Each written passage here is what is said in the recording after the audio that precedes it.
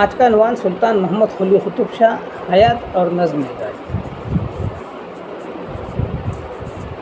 یہاں پہ ہم قطب شاہی سلطنت کے 5ویں حکمراں سلطان محمد قلی قطب شاہ کے حالات زندگی پر روشنی ڈالیں اور پھر ایک عظیم الشان سلطنت کے رعایا پرور حکمراں کی حیثیت سے اس کے سیاسی، سماجی اور تہذیبی کارناموں کا سرسری تعارف کرواتے ہوئے اس کی نظم نگاری کی اہم جہت خصوصیات کا مفصل جائزہ بھی لیا جائے گا۔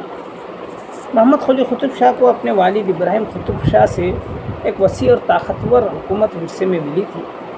وہ نہ صرف ایک کامیاب حکمران تھا بلکہ فن تعمیر، رقص و موسیقی اور خطاطی کا بھی دل دادا تھا۔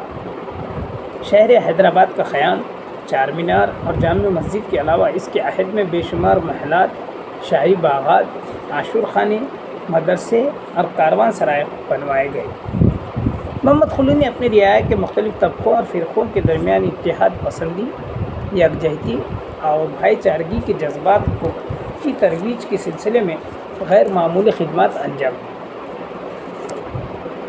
آنے والے زمانے میں ممکن ہے کہ محمد قلی کی بنائی ہوئی عمارتیں نیست و نابود ہو جائے اور اس کے سیاسی، سماجی اور تہذیبی کارناموں کو فراموش کر دیا جائے، تاہم بحیثیت شاعر و ادیب وہ اردو ادب کی تاریخ میں ہمیشہ زندہ رہے۔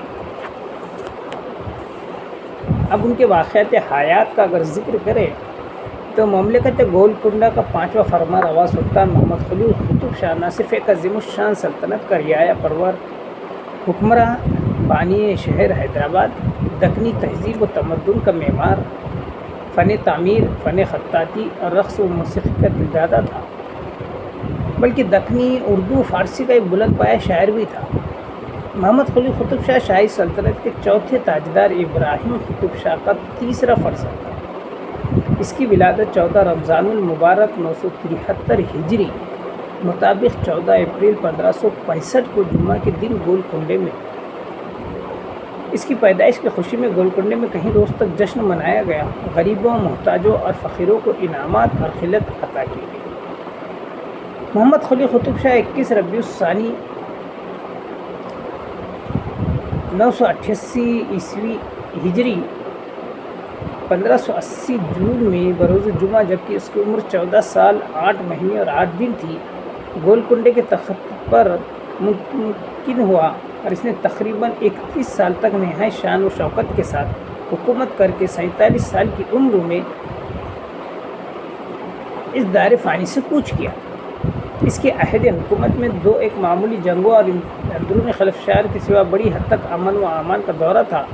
اس کی مخالفین نے حکومت کا تختہ پلٹنے، اسے پریشان کرنے کے سلسلے میں کبھی کبھی ہنگامے بھی کھڑے کیے، لیکن محمد قلی کو اپنے مخالف گروہوں کی سرکوبی کے سلسلے میں کوئی دشواری نہیں ہوئی۔ محمد قلی قطب شاہ کی تعلیم و تربیت اس کے بڑے بھائیوں کے مقابلے میں ادھوری اور ناقص ہوئی تھی، کیونکہ کم عمری کے زمانے میں ایک وسیع و عریض ملک کی حکمرانی کا بوجھ اس کے کندھوں پر پڑ گیا تھا۔ لیکن اس کا مطلب یہ نہیں کہ وہ بالکل ناخواندہ تھا۔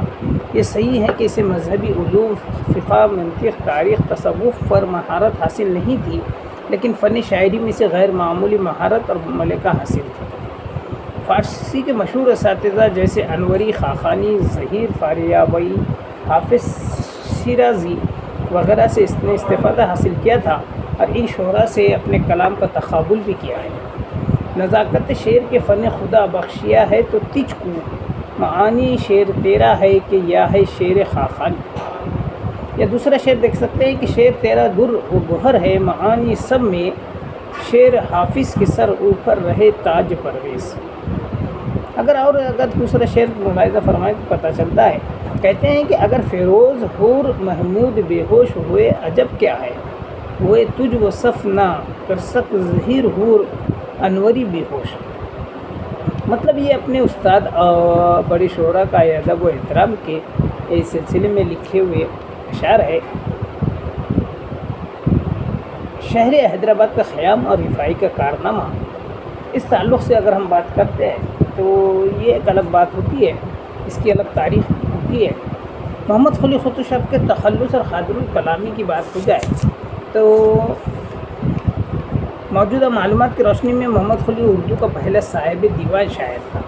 یوں تو اس سے قبل بھی اور بھی غزل گو گزرے ہیں، جیسے مشتاق ہے، لطفی ہے، فیروز ہے، محمود ہے، خیالی ہے، وجیح ہے، شیخ احمد گجراتی وغیرہ، لیکن کسی شاعر کا ردیف وار مرتبہ مکمل دیوان ہنوز دستیاب نہیں ہے۔ تاریخ ادب اردو میں محمد خلیق کو یہ امتیاز بھی حاصل ہے کہ اس نے مقطعوں میں بدل بدل کر سب سے زیادہ تخلص استعمال کیے۔